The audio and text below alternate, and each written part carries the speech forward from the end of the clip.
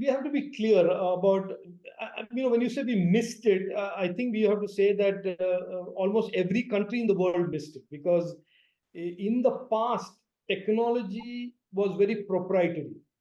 So, whether it's a GSM box or a radio module, there are a few companies in the world that have the capability to do it. They built these black boxes of proprietary technology, and then end users and telecom companies bought them, whether they were Siemens, Ericsson, Nokia, and so on and so on. So these were really proprietary hardware systems. That was the norm for many, many decades. And you saw 2G, you saw 3G, you saw 4G. But there is a shift that has happened in the last 4 to 5 years, which is the virtualization of all these systems. That increased the compute capabilities that CPUs and GPUs are delivering today allow you to virtualize more and more of these network capabilities. Therefore, ORAN, the radio access networks that are now open. So there is a totally different model that is at play for 5G and 6G, which plays to strengths of countries like us. That means, and I don't know if you're aware, and maybe many of your audience is aware, that a lot of the original work in 5G, even when it is Qualcomm's ORAN or any other the principal vendors, is being done in India. There's all these virtualization of these radio access networks are being done in India.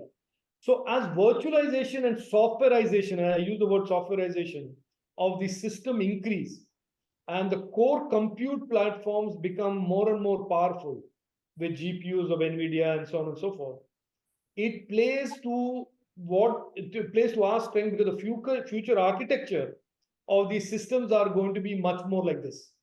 There's a lot more coding, there's a lot more virtualized layers on that stack.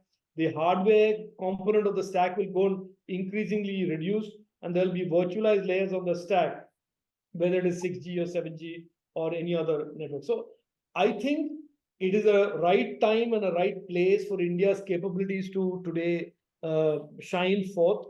It is a shift in the way technology in the world is changing from proprietary to more open source and to more open systems and more virtualized system. And we happen to be today at a very sweet spot. And if we focus our energies, create the capabilities, build the IPs, take the necessary risks in creating products, and not just be a service provider for those who are building a product, then frankly, the next generation of telecom networks will have a lot more made and designed in India than we have ever had in the history of telecom. I started telecom many, many years ago. I was one of the first ones. And I know, excepting for a spanner, everything came from abroad, including the cabins in which we had to put these porta cabins, in which we had to locate these radio base stations. So I think we are at a very exciting time today, where I think the Indian stamp and the Indian flag on future radio networks, future wireless networks, will be a lot bigger flag than ever has been in the last 3 decades.